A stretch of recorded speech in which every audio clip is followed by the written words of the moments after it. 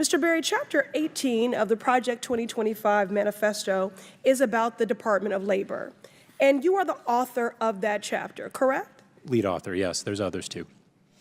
Yes, you are. I believe the American public should know exactly how you and the Republican majority that invited you to testify today want to sabotage the EEOC, rewrite the Civil Rights Act of 1964, and push all of us back to an era of Jim Crow racism. I'm shocked that my colleague across the aisle was in disbelief at our characterizations and assertions of racism and discrimination when even former House Speaker Kevin McCarthy said the Republican side of the aisle looked like the most restrictive country club in America. We all know that Make America Great Again is about making America white only again. I also want to look at an alternative plan for your agency. Now, this is Project 2025, which is Donald Trump's anti-environmental agenda. And I want to just note some of the main features of Project 2025. It includes shredding pollution regulations, gutting clean energy programs, repealing the Inflation Reduction Act, President Biden's climate law, which we know is landmark, and of course, empowering corporate polluters. Now, we know that Donald Trump's Project 2025 destroys the EPA. He'll let corporations dump more toxins into our air and water like he did the last time he was president.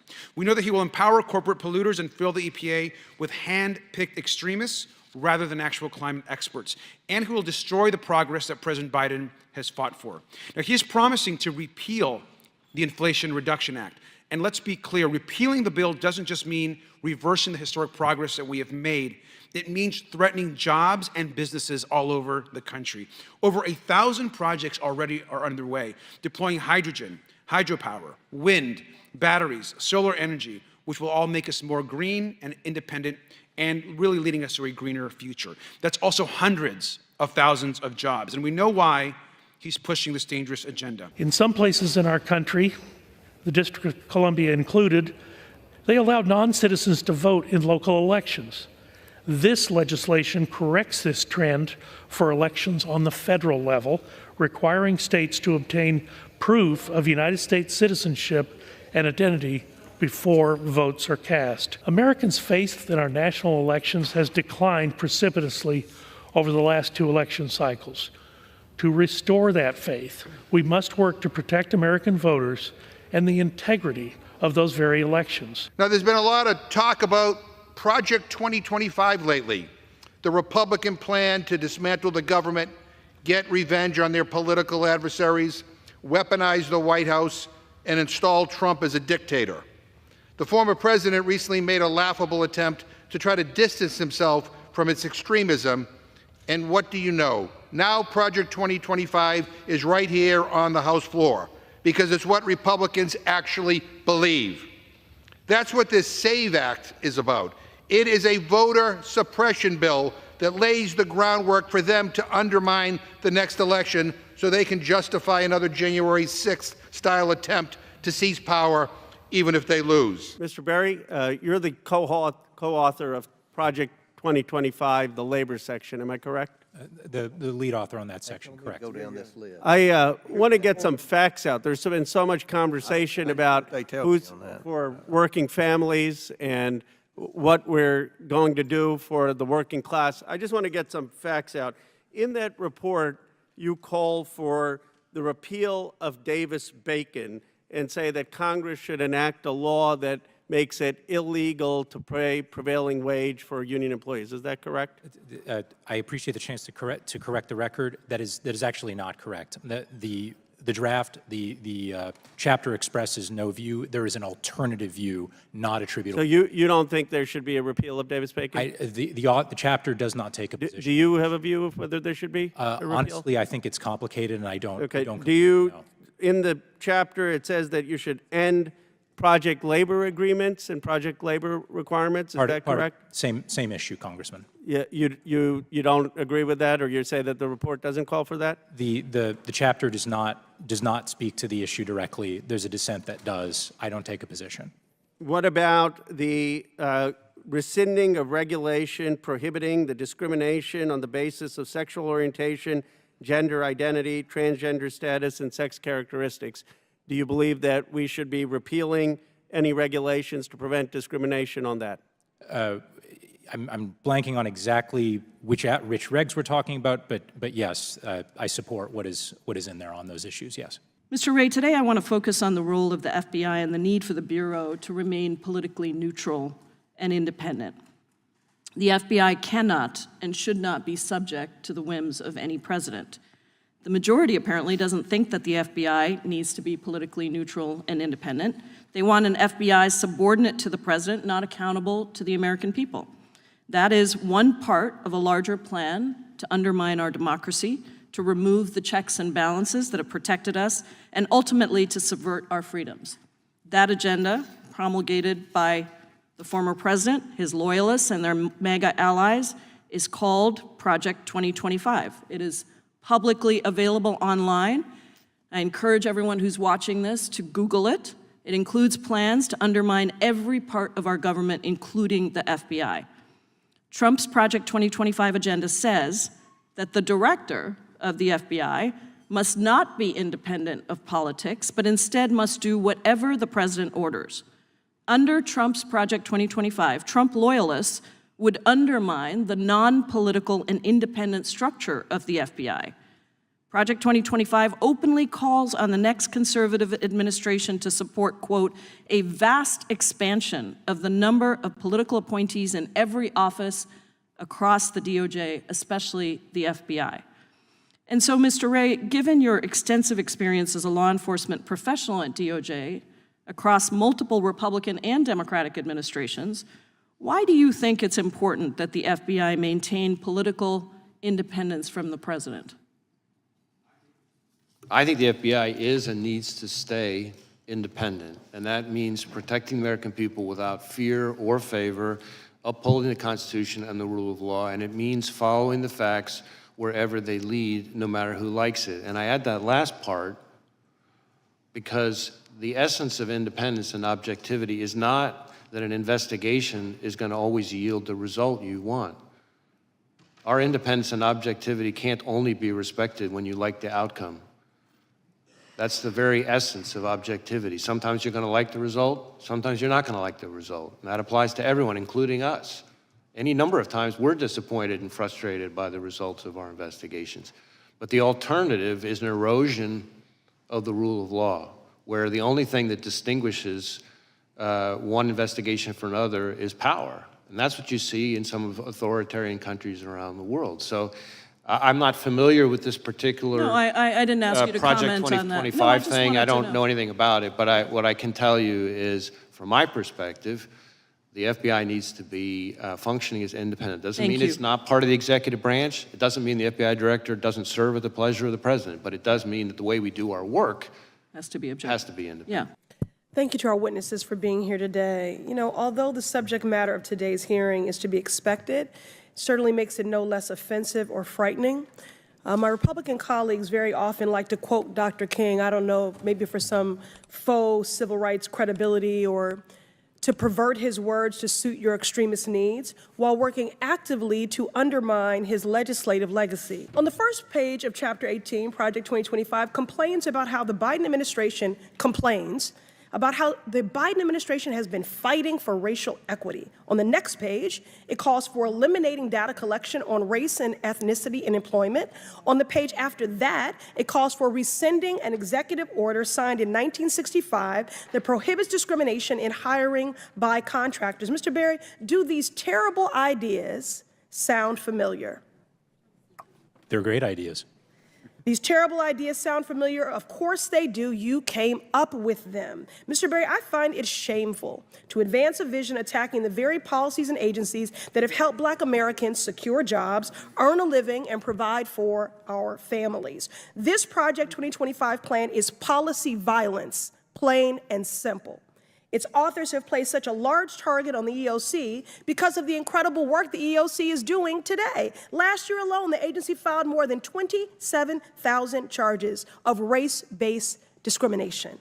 These workers and their families have a pathway to justice, accountability, and healing because of the policies and regulations that Project 2025 is trying to get rid of. Ms. Wiley, how would workers be harmed by Project 2025's commitment to undermining crucial protections that are enforced by EOC and other federal agencies?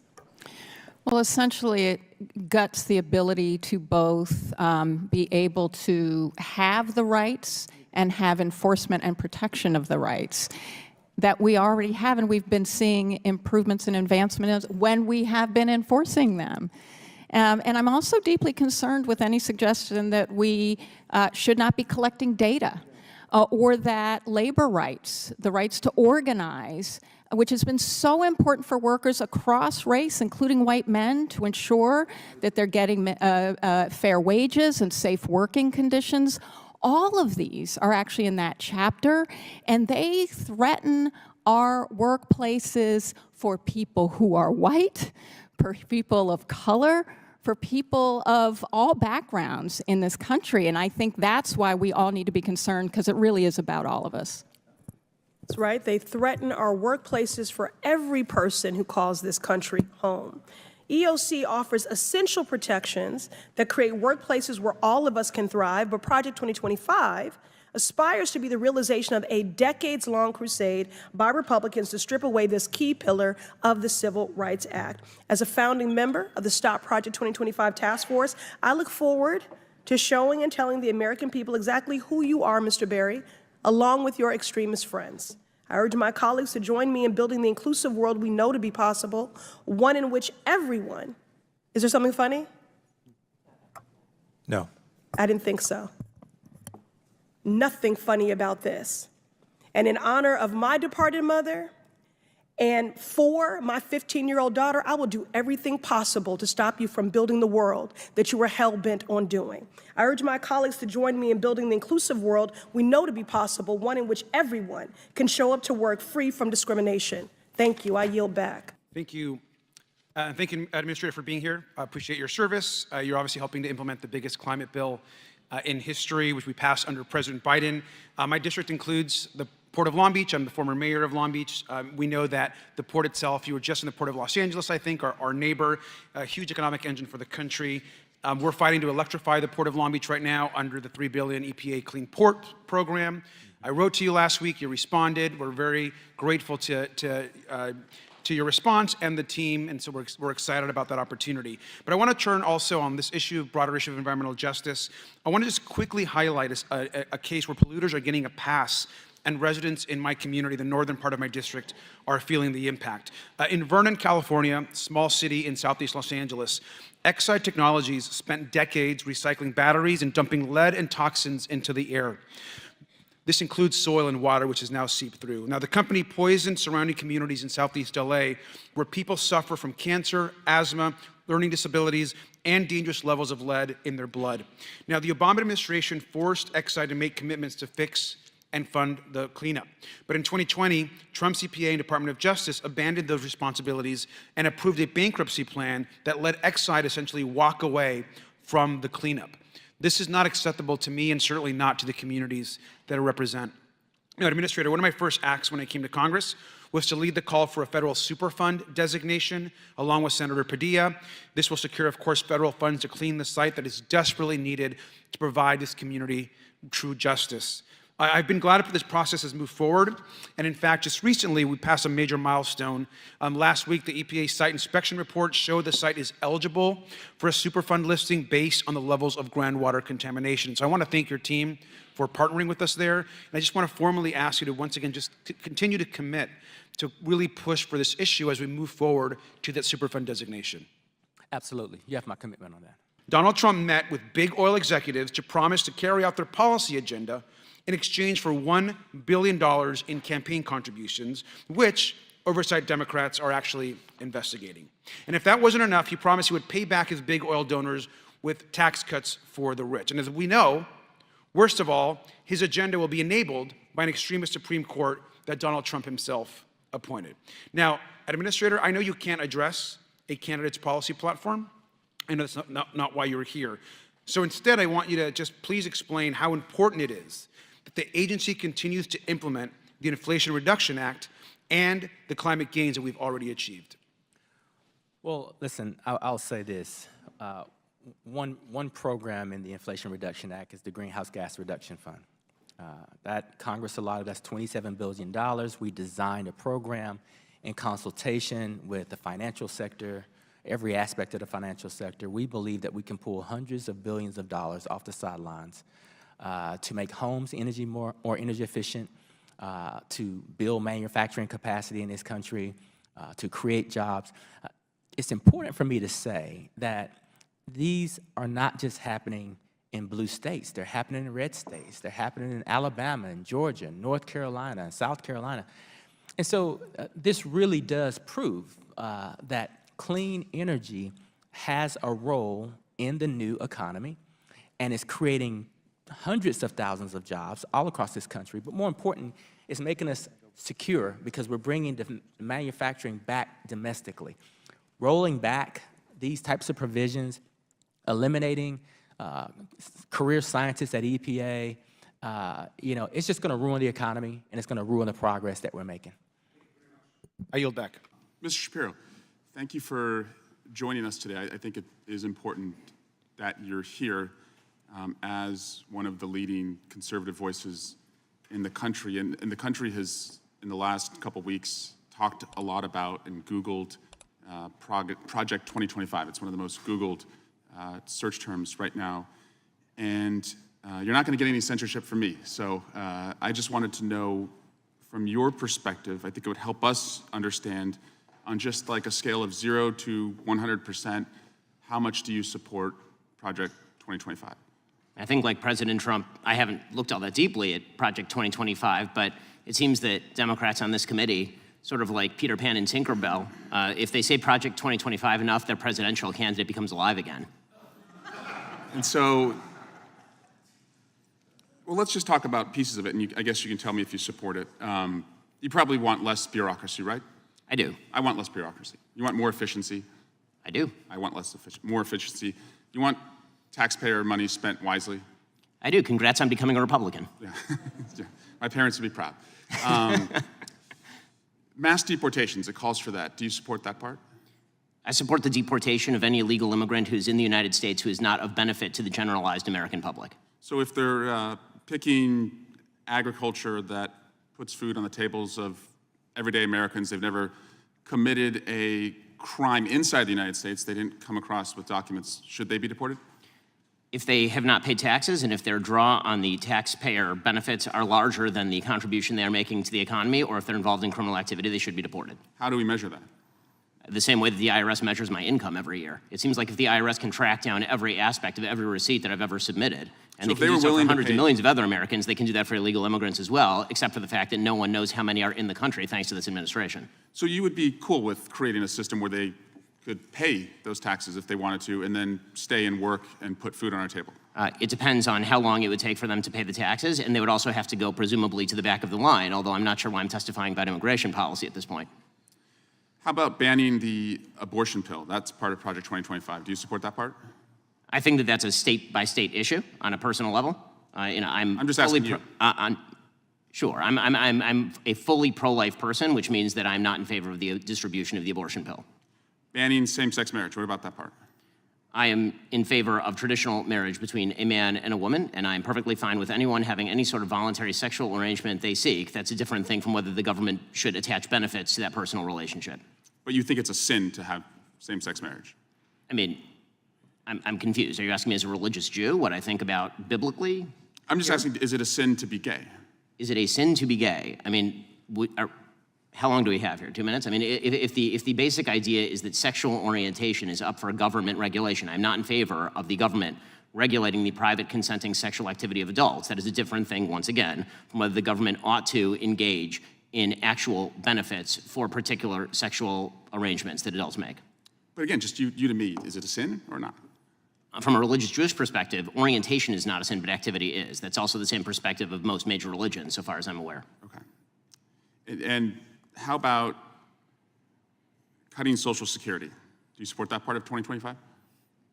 I'm not sure what Project 2025's position on Social Security is. I'm in favor of the restructuring of Social Security along the lines of privatization and lowering and increasing the retirement age, because you, as well as every other congressperson, knows Social Security is going to go bankrupt, and yet everyone seems to have an interest in lying about it for the next decade and a half until we have to take austerity measures or radically increase inflation or taxes. And bans against books about slavery. Do you support that part about Why would I possibly be in favor of bans about books about slavery? That would be absolutely ridiculous. What I am in favor of is the idea that school libraries should be able to make decisions along the lines of what exactly is appropriate for, say, a 7th grader and whether they ought to be treated to cartoons and genderqueer. That's not quite the same thing.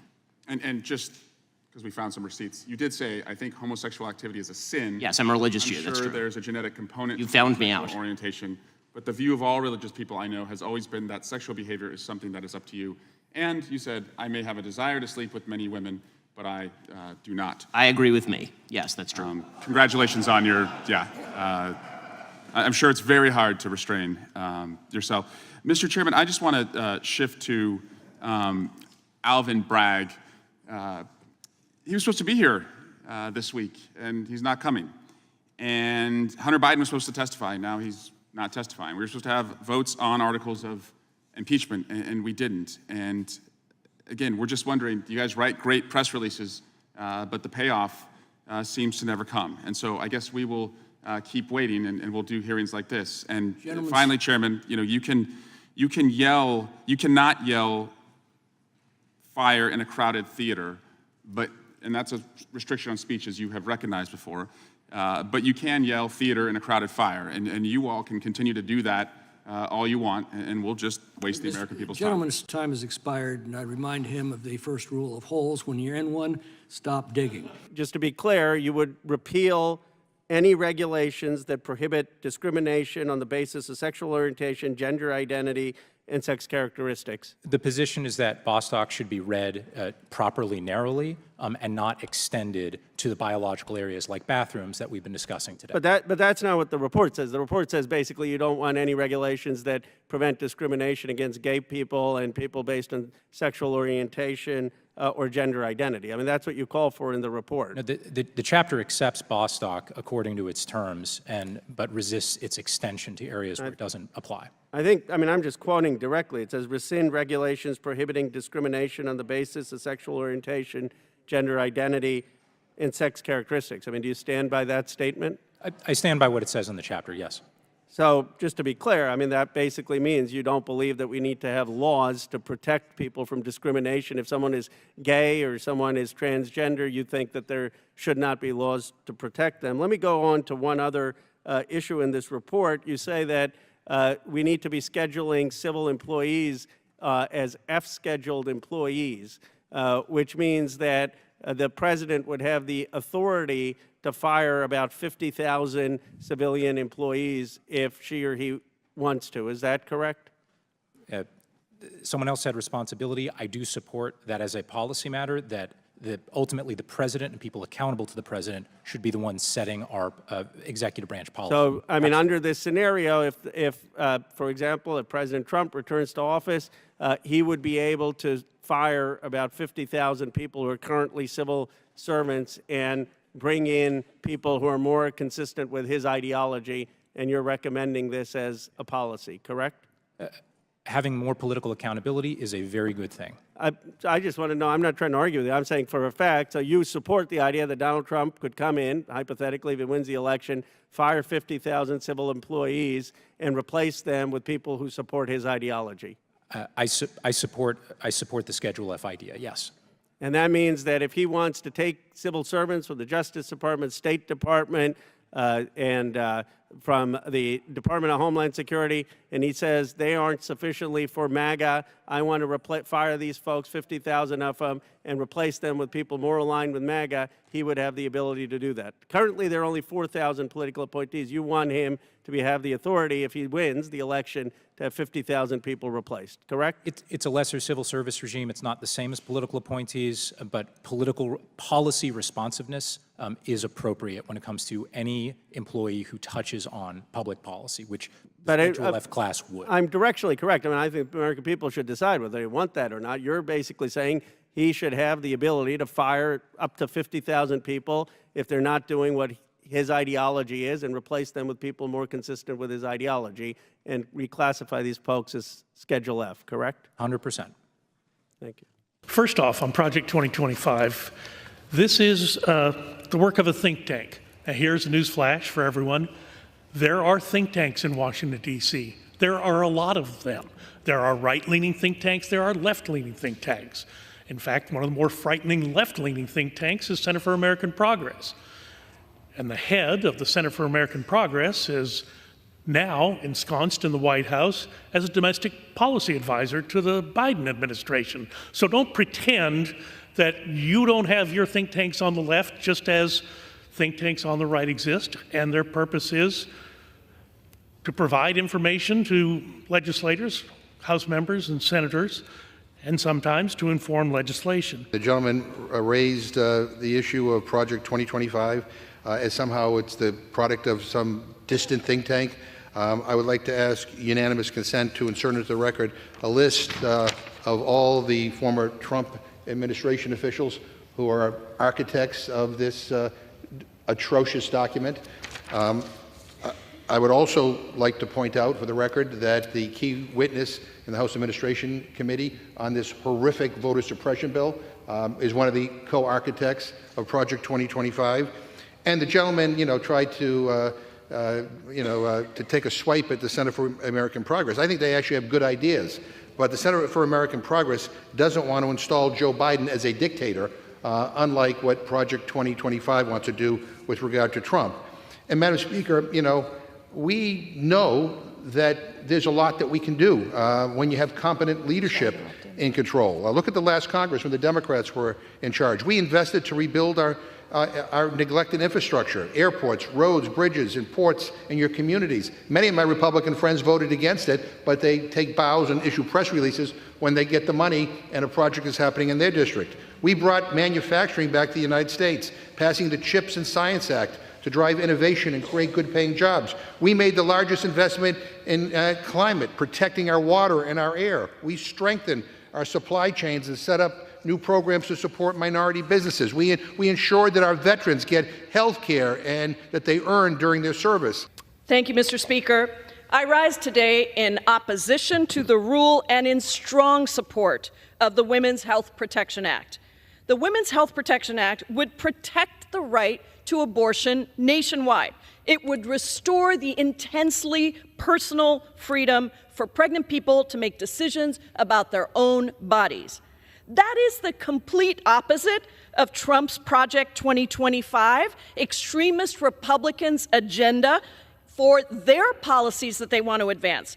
Trump's Project 2025 outlines a whole-of-government approach to eliminate the right to abortion. It restricts access to contraception. It calls for the federal government to stop enforcing laws that require hospitals to provide emergency care to pregnant people in need of an abortion. And let me just be clear, Mr. Speaker, this fight is about our fundamental freedoms, the freedom to make choices about our own bodies, our own health, our own economic future. And I'm standing here as one of the 1 in 4 women in America who has had an abortion myself.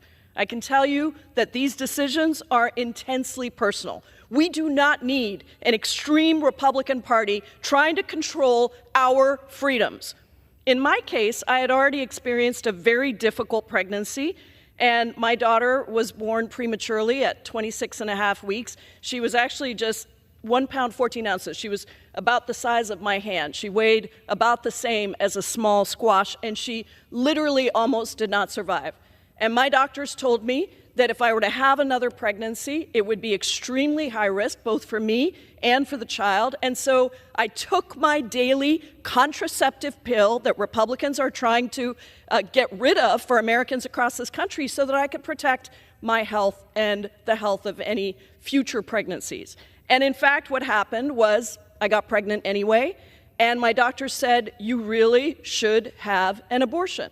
I made that decision with my doctor, with my family. Why should anyone else be a part of that decision?